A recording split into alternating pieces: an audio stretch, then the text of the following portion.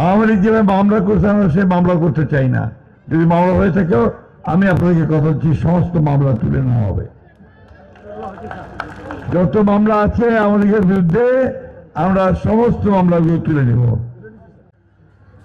আমি প্রথম দিন আপনাদের মনে আছে যে 5ই আগস্ট যখন আমরা মুক্ত হলাম, তখন আমাদের ম্যাডাম মানে খালেদা জিয়া তিনি একটা বিবৃতি দিয়েছিলেন, স্টেটমেন্ট দিয়েছিলেন, কথা বলছিলেন। সেই কথাটা ছিল যে আমরা প্রতিহিংসায় বিশ্বাস করব না, আমরা প্রতিশোধ নিব না, আমরা ভালোবাসা এবং প্রেমের মধ্য দিয়ে রাজনীতি করতে চাই। আমি সেই কথাটা আবার আজকে আপনাদের এখানে বলতে চাই যে আমরা কোনো প্রতিশোধের রাজনীতি করতে চাই না। আওয়ামী লীগ যেভাবে মামলা করছে আমরা সে মামলা করতে চাই না। যদি মামলা হয়ে থাকেও আমি আপনাদেরকে কথা দিচ্ছি, সমস্ত মামলা তুলে নেওয়া হবে। যত মামলা আছে আওয়ামী লীগের বিরুদ্ধে আমরা সমস্ত মামলাগুলো তুলে নেব। ঠিক আছে, তুলে নেওয়া হয়েছে কিছু? হ্যাঁ, আমরা ওই প্রতিহিংসা প্রতিশোধের রাজনীতি করব না। আমরা একটা ভালোবাসা, সৌহার্দ্য, সমৃদ্ধি নিয়ে আমরা চলতে চাই। বন্ধুগণ, আজকে চলে গেছে দিল্লি চলে গেছে না? দিল্লিতে গিয়ে কিন্তু উনি ওখানে শান্তিতে নাই।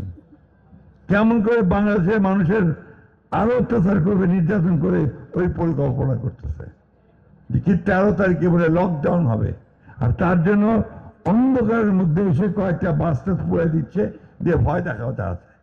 আরে ভয় দেখে তো 15 বছর শাসন করছো, কিন্তু শেষ পর্যন্ত কি পারছো?